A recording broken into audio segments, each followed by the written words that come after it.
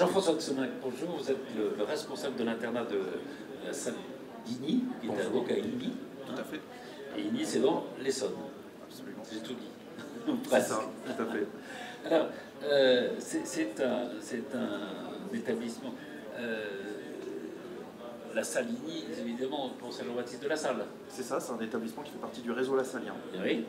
Quelles sont les spécificités du réseau Lassalien en quelques mots? Alors, en quelques mots, je vais vous parler des spécificités de l'accueil que nous faisons au sein de notre internat. Oui. Donc, nous avons plusieurs points qui nous caractérisent. D'accord. La première chose, c'est notre fameux projet Passeport. Alors, qu'est-ce que c'est le projet Alors, Passeport? le projet Passeport, chaque jeune est accueilli au sein de l'internat avec, on lui donne un passeport 1 qui lui donne accès aux activités, aux salles de travail, etc. Il a les droits et les devoirs de tous les internes au sein de l'ensemble scolaire de la salle. D'accord. Et puis, vous savez, toutes les 5 semaines, l'équipe internat se réunit et on croise les regards des éducateurs de l'internat afin de déterminer les nouveaux niveaux de passeport. Plus un jeune nous montre qu'il a un certain degré de maturité, nous montre qu'il a le sens des responsabilités, l'assiduité en études, etc. Et ça va lui permettre de gagner un niveau 2, un passeport niveau 2, un passeport niveau 3, pourquoi pas. Et à chaque fois qu'il grimpe Le plus haut, c'est quoi? Le plus haut, alors au début on avait appelé ça le P1, le P2, le P3, vous voyez que le P4, c'était pas terrible. C'est pas terrible, là ça fait, il y a un souvenir de l'armée là. Donc on a appelé ça le passeport autonome. En fait on a construit ce projet avec les jeunes. Il y a 4 niveaux en gros.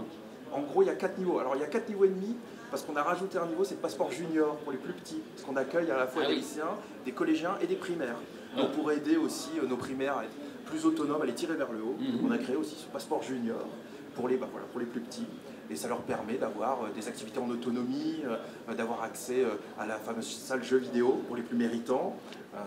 C'est pas automatique, il faut mériter, il faut montrer qu'on a un peu d'autonomie et qu'on sait gérer soi-même son temps. Exactement. C'est-à-dire, c'est aussi un peu ça, c'est d'être responsable de soi-même aussi, hein, il y a ce côté-là. C'est ça.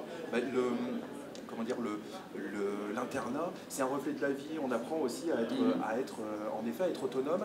Je parlais du PA, le fameux passeport autonome, où là les jeunes ont accès à leur propre dortoir, etc., qu'ils entretiennent eux-mêmes. C'est un petit peu l'antichambre de la vie étudiante. C'est les préparer à devenir des grands. Hein. Et puis, parce que pour la plupart d'entre eux, c'est vrai qu'après il y a les études, c'est la vie étudiante. C'est la création aussi de ce passeport autonome qui cherche tous à avoir. Mais où là, on demande, en plus d'un comportement exemplaire, l'excellence scolaire. D'accord, ah oui. Alors, vous accueillez des élèves. Alors, il y a une école, il y a l'école, il y a le collège et il y a le lycée. Tout à fait. Hein? Et dans l'internat, c'est plutôt collège et lycée. Alors oui, on a très peu, on a un effectif anecdotique d'internes de primaire. On a 5 primaires. Mais c'est surtout 50-50 entre les... Collège et lycée, il y a autant de collégiens que de lycéens. Autant, oui. Et plus de garçons que de filles. Ça, c'est tous les ans. Plus de garçons que de filles, et ça fait à peu près en tout 160 internes, c'est ça? Exactement, 160 internes. Sur 500 inscrits. Hein? Tout à fait. Donc, on n'a pas dit des règles spécifiques à l'internat, mais ça veut dire que, aussi, une fois que les cours sont terminés, comment ça se passe? Ils rejoignent leur internat Alors, tous les soirs, il y a des études. à la fin des... Tout à fait. Il y a une première heure d'études obligatoire. En fait, si vous voulez, pour les collégiens, on a 1 heure d'études obligatoires chaque soir. Pour les lycéens, on a 1h45 d'études obligatoires. En sachant que la première heure d'études, c'est une étude encadrée par les enseignants. D'accord. Donc, ils sont là. Voilà, les profs qui encadrent les études avec des petits groupes de 10-15 élèves. D'accord. Au niveau, on a fait ce pari aussi de penser que c'est efficace en termes de suivi et de soutien scolaire de pouvoir faire des études encadrées par les enseignants. D'individualiser un peu les... Exactement. Et ensuite, une fois que les études sont passées... Après, c'est les activités. Donc on a une première heure d'activité où là on a des partenariats avec l'association La Ruche, avec des animateurs qui viennent encadrer des activités, VTT, pâtisserie, etc. On a les profs de PS qui viennent encadrer l'AS. Donc on a une salle de muscu, on a le basket, on a un mur d'escalade, etc. On a un partenariat avec l'association Unicité qui vient animer des ateliers de ciné-débat. On a un partenariat avec l'Académie l'Académie de sophrologie de Paris, il y a une sophrologue qui vient aussi faire des ateliers de sophrologie. On a plusieurs partenariats, on a également une maître d'internat qui propose des activités, ce qui nous permet de faire une dizaine de propositions d'activités chaque soir, chaque fois encadrées par un adulte, mais priorité au travail scolaire.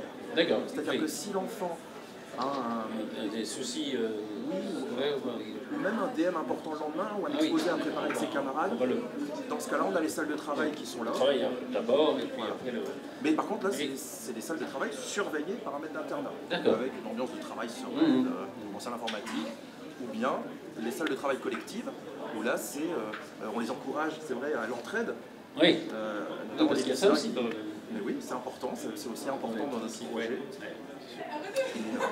Donc là, c'est sur les temps d'activité, donc le fameux 18h-19h et 20h-21h, ces deux temps d'activité-là. Le dîner à quelle heure là? Entre 19 et 20. D'accord. Un réfectoire qui permet de...